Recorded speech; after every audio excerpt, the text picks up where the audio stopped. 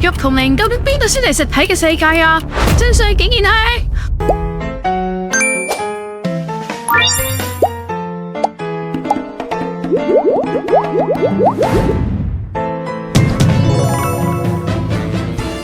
實體嘅世界，通常指嘅係我哋所生活嘅物理世界，即係可以用感官直接感知嘅環境同埋事物，係一啲好具體，能夠可以觸摸到嘅存在啦。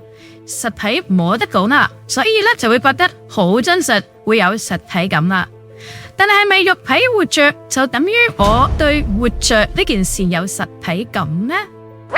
係，我有呼吸，我有心跳，但係真係一塊有實體感地活着嘅肉吧，定係只不過係行屍走肉嘅一塊肉呢？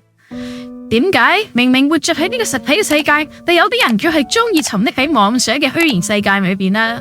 甚至有人會瘋狂咁同 AI 相愛，搞到要離婚添。有人甚至唔想繼續存在喺呢個實體嘅世界，覺得生存喺呢一個殘酷實體嘅世界太辛苦，甚至想抹去自己生存嘅氣息啊！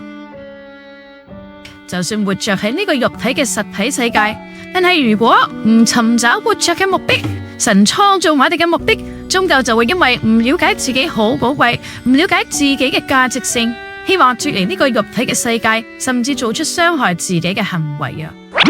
神創造人嘅目的，其實唔係只係為咗呢個可以觸碰嘅肉體，而係為咗另一個自己，就係靈體啦。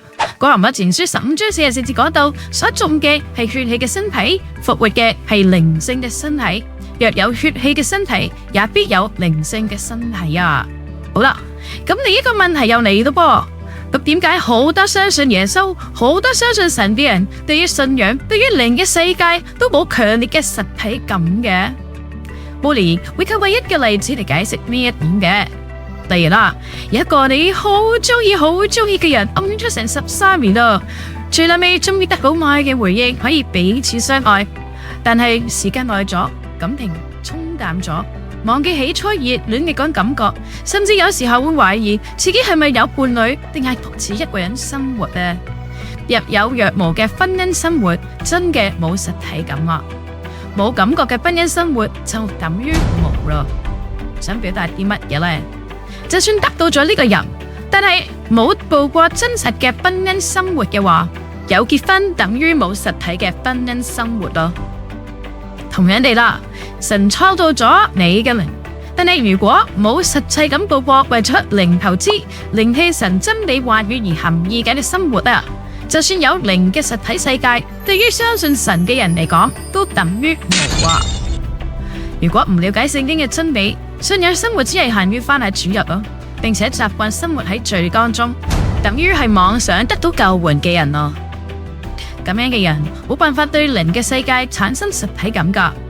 就算靈嘅世界實際咁存在啦，但係對於呢啲人嚟講，等於係無喎。明明神每日都只係恩典同祝福噶，但係問題出現喺邊度啊？點解感受唔到啊？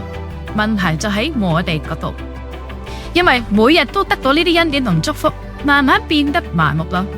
如果忘記你所得到嘅事物，就算得到咗，都等於係活喺妄想當中。咁樣要點做先至會有實體感呢？要點做先至唔會忘記呢啲恩典同埋祝福呢？要思考先至唔會忘記啊！要實踐先至唔會忘記啊！如果忘記就得唔到原本得到嘅事物啦。咁要點做啊？係咪信主耶穌就得噶？唔係啊！要行動先至會有所得噶，要行動先至會有實體嘅存在啦。聖經講到，身體沒有靈魂是死的，信心冇行為都係死噶。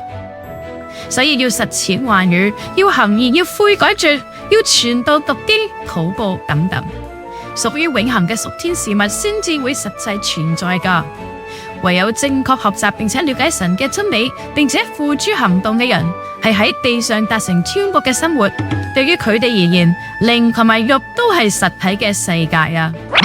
分享嘅時間就嚟到呢度啦，會祝福各位喺生活當中都延續呢份實踐嘅喜悅，度過充滿住希望嘅靈同肉達成實體嘅生活啦。